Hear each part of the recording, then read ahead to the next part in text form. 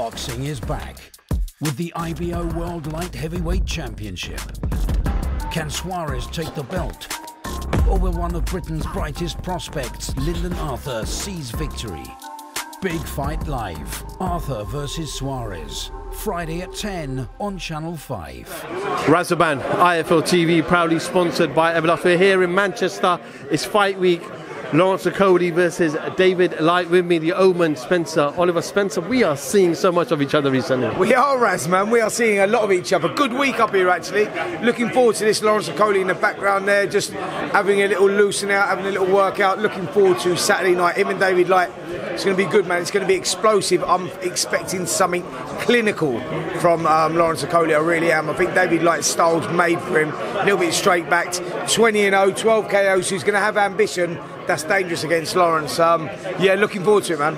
You surprised that someone of Lawrence's height, weight, that he still managed to fight at cruiserweight? I don't know how he does it. I really don't. Like I say, like he's just there behind us now, warming up, limbering up, and just look at the size of him and go, mate, how are you making the cruiserweight division?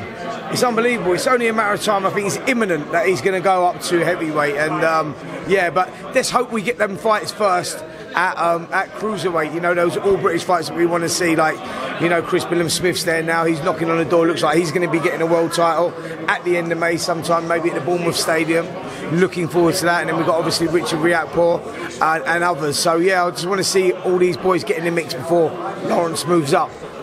Further shows announced, obviously, today. We know Boatsi, we spoke last week, Boatsi's out May 6th, I believe, in Birmingham. Ben Whittaker returns on that card. As you just mentioned now, Chris Smith, Bournemouth, Adam Azim, June 10th. Yeah. So schedule finally coming together. Absolutely, announcements are coming thick and fast, man. Yeah, looking forward to it. It's going to be a busy year, really busy year, and looking forward to the young prospects as well, man. Like, looking forward to the development of them, especially Benn Whittaker. You know, it's been a bit of a frustrating time for him. He's been out with injury. He's back now. For me, one of the best prospects in the country, and obviously Adam Azim, and you know, seeing how far he's going to go and how quick they're going to move him as well. Because with someone like Adam Azim, it's hard to hold him back. Because, you know, you're looking at his levels, where is he at and all that. You look at Ryland Cholton, you think he's going to get a few rounds out here. Ryland knows his way around the ring. And the way that he went in there and dealt with Ryland just shows you how good this kid is. You know, the sky's the limit. So, yeah, looking forward to the next sort of 12, 18 months with Benn Whittaker and Adam Azim. Okay, let's go back. Yesterday, you were there, Talk Sport, Hearn versus Jordan. They spent over an hour together. I think they spoke about the whole Conor Benn stuff for a good 40-odd minutes. So what did you take away from it? Yeah, listen, well, what did we take away from it? I think that Simon was pushing Eddie for the answers that we want to know. Why are you not taking it to the British Boxing Board of Control? Eddie's reply was, well, he's done the WBC. And you go, yeah, I know, but the WBC doesn't really count. It doesn't really matter. He's installed him back into the rankings, but they do not matter. Then, you know, they're a governing body, not a commission, not a commissioner like the British Boxing Board of Control. So he has to clear his name with the British Boxing Board of Control. We didn't get them answers, did we? It was just like, well, Conor said, you know, he doesn't like the British Boxing Board of Control.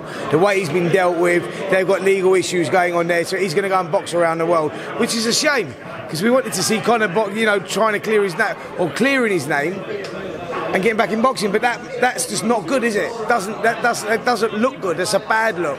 You know, you failed 2 tests, and it is what it is. So they're going to go and choose, and then the smoke screen was, that was that, and then at the end, you looked at it and you go like, Eddie says, yeah, so what's the plan for Conor? You're looking at Abu Dhabi, Chris Eubank Jr., and you go, well, what about Manny Pacquiao? No, I don't think Manny Pacquiao, Kell Brook. So I know Manny was in the hat, Kell Brook was in the hat, Chris Eubank Jr. was in the hat, but Chris Eubank Jr. actually was the one that I least thought would happen. I thought he would be going over old ground with Liam Smith. He's the front runner. Looks like Chris Eubank Jr. and Conor Benn. But I think the argument was, and the point that was being made is, Simon was saying, look, that's immorally not right, mate. It's just not right. Do you know what I mean? Like, how can you allow a guy that's not cleared his name to box still? That's morally wrong. Do you know what I mean? So, yeah. And Eddie said, well, I'm standing by him. I believe him. And I'm going to allow him to box. So we didn't get the answers that we wanted. But it was a little back and forth there. A couple of times I was out in the I was out in the little lobby bit, you know, like in the gallery. And a couple of times it was going off. What you lot didn't see was what was going on in the breaks, in the ad breaks. Fuck, they were still going at it, man. Like, you know, like, because a lot of people saying, you know, was it for show? What was it like? I went, nah, mate, they were going back and forth in the breaks as well. There was a lot of things said. It got very personal at times. Yeah, it was good, man. I'd like to see the rematch, definitely. I'd like to see the rematch because I know there's more. You know, there's more. Eddie stayed on for an extra half an hour, and yeah, hopefully we'll see it again, mate. And yeah, it was good. It was good.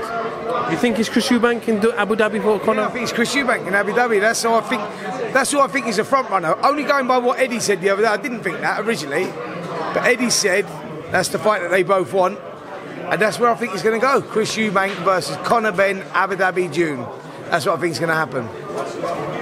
With regards to the whole, as you mentioned there, that out of principle, out of moral, clear his name before he fights again. And Eddie's response was, I believe him. But that surely isn't sufficient. Well, that's not clearing his name, is it? That is the point, Raz. Right? And pissed off for talking about it, really, because everyone, like, you know what I mean, Conor thinks that we're all up against him and, like, he's the victim. No, mate, this is in your system. And as the British Boxing Board of Control says, you are responsible for what goes in your system. So you have to prove what's in there. And I know Eddie said, oh, there's still a legal case going on against the labs and rah, rah, rah. And, you know, come on, mate. Like, if you've got the 270-page document that, you know, clears your name, why the fuck would you not present it? Why would you want to go and travel and box around the world? Because you're angry. Come on. That makes sense, though. The longer it goes, the worse it looks for Conor. You know, as much as you know, we want him to clear his name, as much as we want him to not be guilty, as much as we don't want to be talking about him, because they're all getting angry that you are talking about him. Fuck me, what he meant to do, you can't not talk about it because it gets worse. I didn't get the answers that I wanted yesterday, so that's what it is. What it is, you know. So like I say, it's like I'm fed up with talking about it and thinking, right, well, you know, Conor's now said he's proved his innocence. We're going to see that. Still waiting, mate. I know you've been quite vocal about it over the last couple of months, Spencer. I know people have come up to you and have kind of put it on you and said, why are you talking about it so much? Yeah. And Eddie has say anything to you yesterday? Because I saw that you... No, Eddie's cool. Eddie understands the business and what it is. You know, we're media, mate, so we have to talk about certain things. I don't want to be talking about Conor Benn, you know, failing drugs tests. I actually really like Conor as a human being and as a fighter even more so. I know the work that he puts in and I like whatever, but you can't deny the facts of what's the facts of the facts. And I'm an honest, innocent man going, look, I'm going to talk about it. Until you prove me wrong, mate, I'm going to talk about it. So get the ump with me, you know what I mean? If they get the ump with me, then fine. But no, Eddie Hearn was fine. Eddie Hearn's cool. We had a good chat yesterday. I've seen him before that anyway. He understands what it is. He understands that we've got to talk about it because it is what it is. And so let's see what the outcome is. But I think that Conor Benn will be boxing before he proves his innocence anyway. I'm sure about that. Just finally finishing off, Fury-Usyk doesn't look like it's going to happen. Frank, I know, and Alex Krasik both came on TalkSport today. Alex said, seemed like he didn't want it. He said it's not going to happen. Not didn't want it in that way, but there's not enough time. You're trying to push us for more and more things. Frank's still optimistic that they might get it over the line. How much of a disappointment is it? Because we had it in Wembley. It didn't go to Saudi. We had it on our doorstep. Listen, it's a huge disappointment. I spoke to Frank about it this morning. I was doing breakfast show advertising or talking about the Anthony Joshua and Jermaine Franklin fight. So I went on there talking about that, but spoke to Frank just before I'd done that to say, because I saw all the reports, the fight's off. Text Frank this morning, he rang me up and said, look, mate, we're hopeful still.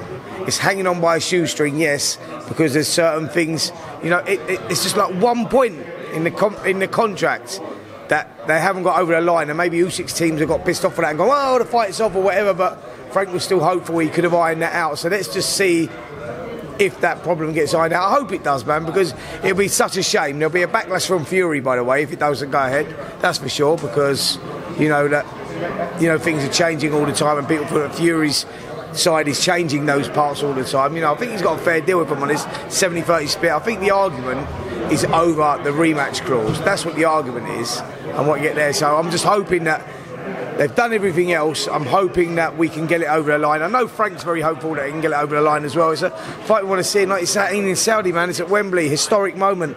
Last undisputed heavyweight title fight we had was Lennox Lewis versus Evander Holyfield. You know, the first one in 1999 was a draw. Then later on in that year, Lewis won the fight, and the fight that was closer than the first one, if I'm honest. So that's how often they come around. We need to see it, man. We need to see it for that, you know, not just for the sake of sport, British boxing, for everything, really. Spence, I know you need to shoot, but we'll pick this up again tomorrow at press conference day for Lawrence and the rest of the undercard. Yeah, appreciate your time. I'm looking forward to speaking tomorrow, bro. Spence Oliver, IFL TV, thank you very much. That'd be first. Do we do enough? Well, I never shut up about it. It must have been about 16, 17. We nicked their guilt rings. Right, the bouncer's guilt ring. This is no good for me. That's the reality. If you want the honest truth, and I see it every day,